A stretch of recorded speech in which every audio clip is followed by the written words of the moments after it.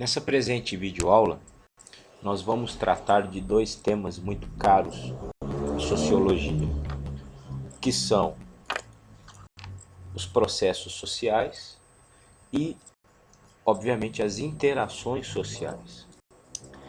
Quero lembrar, antes de mais nada, que os processos sociais, eles são constituídos de uma série de fenômenos de interação. Ou seja, todo processo social, ele é fruto, ele é consequência de uma interação. E as interações sociais que se manifestam dentro de uma sociedade das mais diversas formas, a interação é justamente essa característica humana que é exatamente essa propensão do homem a se relacionar com o outro. Não só uma propensão, mas como uma necessidade humana de se relacionar com o outro. Sabendo que o homem, uma frase que eu até brinco com os alunos em sala de aula, falando que eles têm que observar essa frase como se ela fosse um mantra. Ou seja, repetindo várias vezes para não se esquecer. E que é um princípio básico e lógico da sociologia. É o princípio de que o ser humano, ele é um ser social.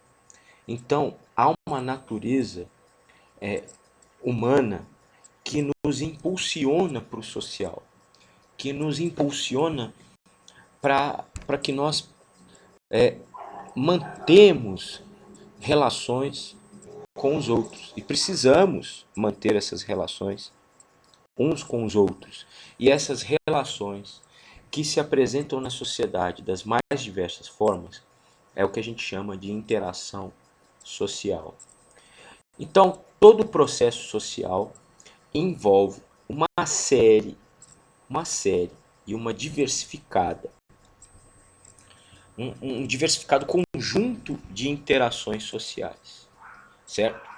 Então, pense no seguinte, resumindo essa fala inicial, nós temos as interações sociais e essas interações, elas estão na ordem de que temos uma necessidade de nos relacionarmos com os outros, porque o ser humano é um ser social, nós precisamos do outro.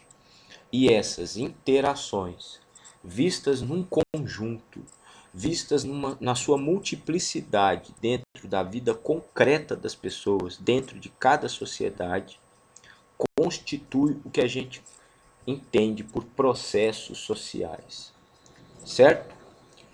Processo sempre, a palavra processo dá sempre aquela ideia de continuidade, de avanço, né? Ou de finalidade. Então, se eu for pegar o exemplo biológico, o processo do sistema digestivo é uma série de fenômenos que levam a um determinado fim, um fim orgânico, no caso. E o processo histórico são uma série de ações, de eventos que de alguma forma conduzem a história até um determinado, ou a partir de um determinado objetivo, ou para um determinado fim. Então, os processos sociais são essas interações, as mais diversas, dentro da vida real das pessoas, né, alocada nas sociedades, e essas interações vistas nesse conjunto, levadas por finalidades.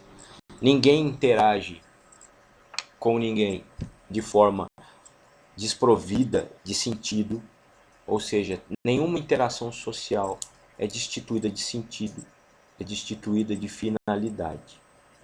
Então, tudo tem o seu objetivo.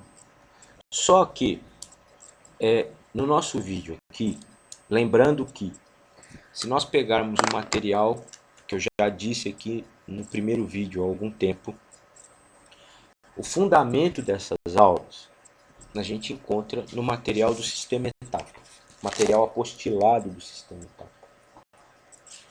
Então,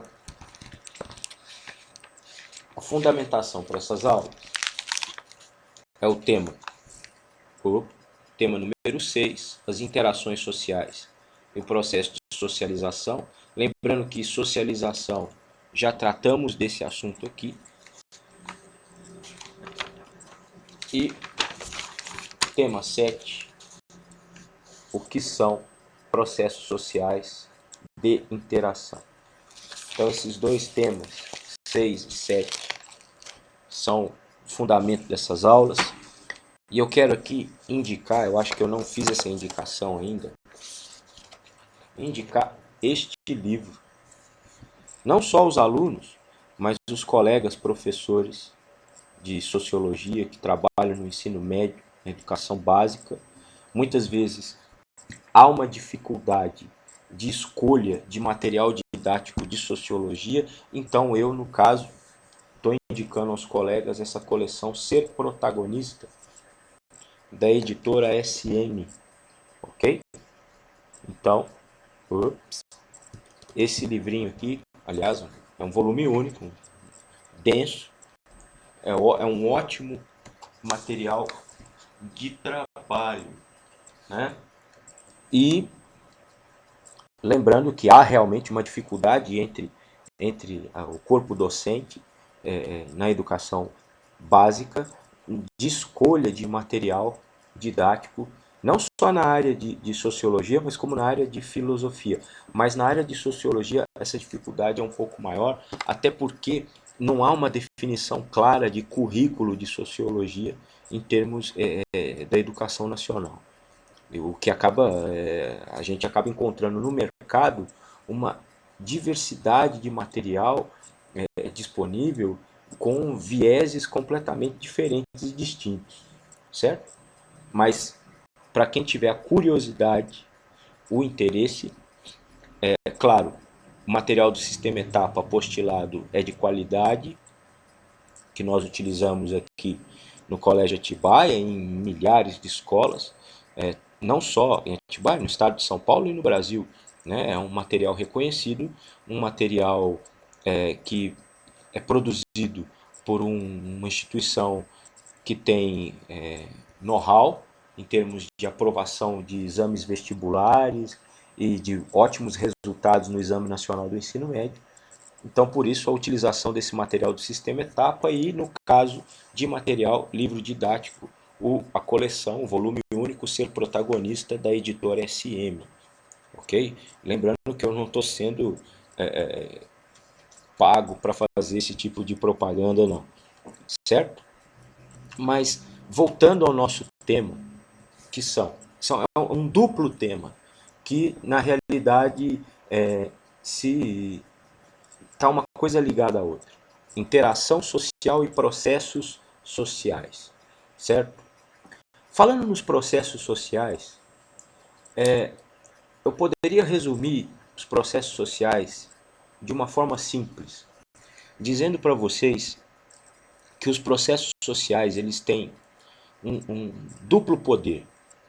Eles têm o poder de nos unir, então existem processos sociais que vão conjugar as pessoas, que vão se utilizar de uma série de manifestações de interação no sentido de conjugar as pessoas, de nos unir enquanto sociedade. E existem processos sociais que não nos unem enquanto sociedade, mas que nos afastam, que causam uma desunião, que causam um rompimento, um desligamento, uma ruptura. Então nós temos fenômenos ligados a processos sociais, que de um lado são capazes de nos unir enquanto sociedade, enquanto grupo, enquanto conjunto, e existem fenômenos que são capazes de nos desagregar, de nos separar, de nos desunir. Bom, os processos sociais que são capazes de nos unir como um grupo, são aqueles processos ligados a fenômenos de cooperação, de assimilação e de acomodação, certo? Então nós temos fenômenos de cooperação, de acomodação e de assimilação. Depois eu vou explicar isso com calma. E no caso dos fenômenos, né, dos processos sociais que vão nos desagregar, que vão nos desunir, nós temos a competição e nós temos o conflito, certo? Então, nós temos 5 processos básicos, 5 processos sociais básicos, 3 capazes de nos unir enquanto sociedade. São fenômenos de cooperação, de acomodação e de assimilação. E 2 fenômenos capazes de nos desagregar, que são os fenômenos da competição e do conflito. Bom, falando em conflito, em competição e em cooperação, eu quero fazer uso de parte da teoria durkheimiana, certo? Do pensamento de Durkheim.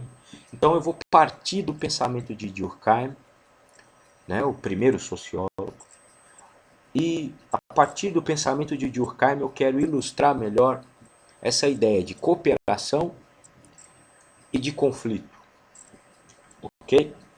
Para isso, a gente tem que entender o conceito de solidariedade. Durkheim, quando buscou compreender a sociedade, ou mesmo definir um objeto de estudo para a sociologia, ele observou com algum cuidado e com algum interesse a passagem dos tempos medievos da Europa pré-moderna para a modernidade. Ou seja, os séculos que transformaram a Europa num, num, num território isolado, medievo, a um território moderno, modernizado, em tese civilizado. Ok?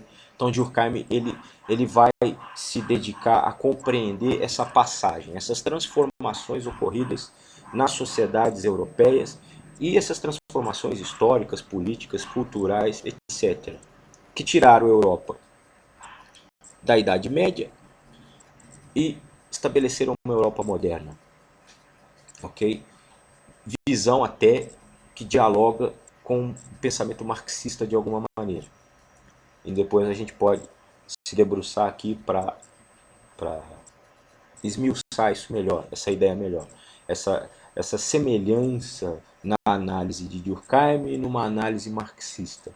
Mas isso cabe para outro momento, até porque no nosso curso aqui eu nem fiz a apresentação ainda do pensamento marxista, lembrando aqueles que não conhecem, pensamento marxista é aquele relacionado ao filósofo alemão Karl Marx, certo?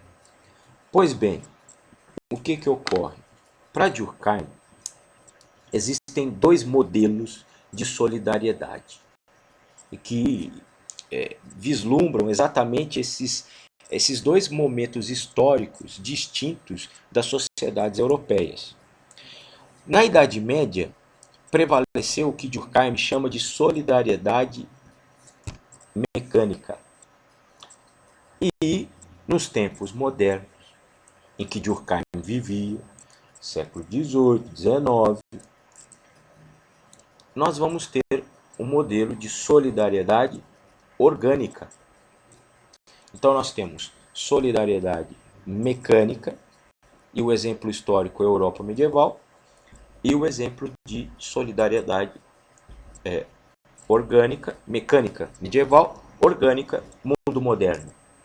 E o que Durkheim fala? A solidariedade mecânica é aquela que está ligada às ditas sociedades tradicionais, sociedades agrícolas, agrárias, que caracterizaram o que a historiografia, ou seja, a escrita da história, chama de feudalismo. Ou seja, uma sociedade tipicamente agrária, autossuficiente, marcada por princípios de subsistência, onde o comércio ficava em segundo plano e a vida era, a dimensão do vivido das pessoas era extremamente menor. Porém, a coesão social entre as pessoas que compartilhavam esse estilo de vida, esse modelo de sociedade, a coesão social dessas pessoas é maior. A divisão social do trabalho entre essas pessoas era menos complexa, certo?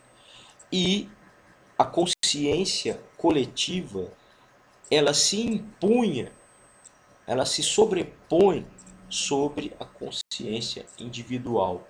Prevalece o interesse coletivo sobre qualquer individualidade.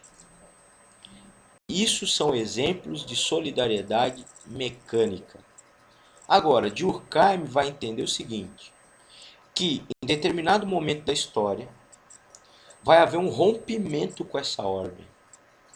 E todo rompimento de uma ordem, todo rompimento dessa solidariedade, trazendo novas formas de solidariedade dentro da sociedade, é o que Durkheim chama de anomia. Então, a anomia social, que é outro conceito durkheimiano, é justamente a ideia de rompimento de uma determinada forma de viver, o rompimento de uma determinada solidariedade social e o estabelecimento de uma nova ordem, de uma nova solidariedade, de um novo acordo, de novas regras para a convivência em coletividade. E Durkheim observou que na Constituição da Europa moderna nós vamos observar uma situação de anomia que vai conduzir a Europa para a modernidade. E a Europa na modernidade vai apresentar o que Durkheim chama de solidariedade orgânica. E ele vai pegar isso emprestado das ideias, né, biológicas, vamos assim dizer, aquela ideia de organicidade, ou seja, de que a sociedade é um organismo e que cada indivíduo, cada um de nós, de alguma maneira, é uma pequena célula desse organismo com funções muito bem delimitadas para o bom funcionamento do todo, certo? Coisa, por exemplo, que Herbert Spencer também pensa semelhante, que é outro sociólogo que eu também não vou aprofundar porque não é o momento aqui agora. Na solidariedade orgânica da Europa moderna, a divisão social do trabalho é complexa.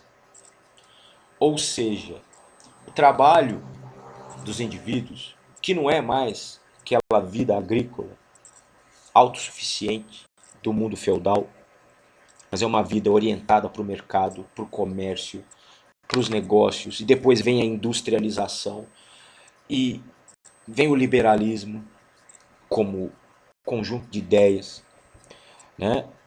E numa Europa com essa formatação, nós vamos observar que a coesão social é muito menor e que a consciência coletiva ela não se sobrepõe à individualidade. E Durkheim já começa a perceber o nascedouro de uma sociedade individualista, certo? E por que eu estou falando isso num vídeo cujo propósito é trabalhar interação social e processos sociais? Porque, como eu disse anteriormente, os processos sociais de cooperação, de conflito ou competição, que é anterior ao conflito, são processos que a gente claramente observa nessa teoria de Durkheim. Quando ele está mostrando uma sociedade como aquela na época medieval, marcada por uma solidariedade mecânica, onde vai prevalecer a cooperação. A coesão social é maior. E o que é a cooperação?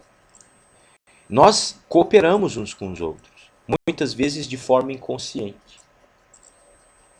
É aquela ideia de forma partilhada, em prol do bem comum, em prol de um objetivo comum, nós realizamos algo em conjunto. Isso, no mundo feudal, é evidente. No mundo agrário, isso é evidente. Certo? Agora, numa sociedade industrial altamente competitiva, como a nossa, por exemplo, hoje o mundo globalizado, onde cada fatia do mercado é disputada com voracidade, onde as empresas, as indústrias, as corporações estabelecem estratégias de marketing, estabelecem objetivos claros, no sentido de ganhar mais terreno, maior lucro, maior posição. Então nós estamos vivendo uma sociedade onde a competição atinge alto grau. Né? E a gente vê os exames vestibulares, é uma forma de competição. E claro, o século XIX, basta lembrar, em termos das ciências biológicas, assistiu o nascedor da teoria darwinista. E o darwinismo nada mais é do que um princípio no sentido de observar que nós, primatas, de alguma maneira estamos inseridos numa conjuntura da natureza onde o que prevalece é a competição. E de alguma maneira nós, como espécie, vencemos essa competição e nos tornamos senhores do planeta. Isso é o darwinismo, que dialoga, claro, com a sociologia em alguns pontos. Não é à toa que existe uma concepção sociológica conhecida como darwinismo social, que inclusive vai justificar desigualdades, vai justificar certos preconceitos existentes na nossa sociedade. Esse é o darwinismo social, que também é tema para outras aulas. Mas, de alguma forma, fica evidente que a competição que nós vivenciamos hoje, ela quando ela sai do inconsciente e se torna uma coisa consciente e clara, a competição pode se tornar conflito. E de acordo com alguns sociólogos, o conflito é justamente quando a competição ela é posta de forma clara, consciente. O conflito é a competição consciente, certo? E se a competição é algo meio indefinido em termos de temporalidade, quando ela começa, quando ela termina, o conflito ele tem essa temporalidade mais observável, vamos dizer assim. E o conflito é um fenômeno, é parte de um processo social, ou é um processo social que a gente observa facilmente. E quando eu falo conflito, nem preciso ir para conflitos extremos, como por exemplo o que a gente vivencia hoje na Síria, que é um conflito militar, ideológico, onde a gente observa a presença, por exemplo, do ISIS, o Estado Islâmico ali, inclusive entre a Síria e o Iraque, colocando um caldo religioso, ideológico muito forte nessa região, e o conflito ali é exacerbado. Ou mesmo no Brasil. O Brasil, se nós observarmos em termos quantitativos o número de assassinatos, em números absolutos, a quantidade de assassinatos que o Brasil apresentou nesses últimos anos, nós vivenciamos uma situação de genocídio, ou seja, estamos inseridos numa sociedade que apresenta grandes conflitos internos. Daí a violência. Né? Violência no trânsito, por exemplo. Então, fica claro, pegando essas ideias de processos sociais, de que esses vários processos, eles podem nos unir como podem nos separar, nos desagregar, certo? E para complementar e fechar esse vídeo, a ideia de assimilação e de acomodação é aquela ideia que é o seguinte: diante de um conflito, você pode ter processos que vão minimizar esse conflito. A acomodação é uma espécie de ajustamento ao conflito, e a assimilação é quando o conflito se dá por resolvido, certo? Então, tanto a acomodação como a assimilação são processos sociais que ocorrem a partir de uma situação de conflito, e esse conflito vai se atenuando, vai se minimizando até se dar por encerrado e nós termos uma nova situação de cooperação, certo? Ou seja, fica claro, fica fácil observar que a teoria durkheimiana de solidariedade mecânica, depois da situação de anomia por que passaram essas sociedades, ou essas sociedades marcadamente de solidariedade mecânica, elas passam por uma situação de anomia, elas passam por uma transformação, e desse processo de anomia, onde alguns setores vão começar a questionar a regra do jogo, vão apontar para mudanças. E quando essas mudanças começarem a ocorrer, claro, dentro de uma situação de conflito, a partir do momento que esse conflito começa a ser assimilado, aliás, passa a ser ajustado dentro da sociedade, minimizado o conflito até uma situação de assimilação. E nós temos então uma nova solidariedade dentro da sociedade. Ok? Então Durkheim está falando aí de transformações dentro da sociedade e que tem relação com essa compreensão do que são os processos sociais, certo? Qualquer dúvida que vocês tiverem sobre o tema, coloca aqui sua pergunta que eu vou procurar responder, certo? Bons estudos e até uma próxima vez.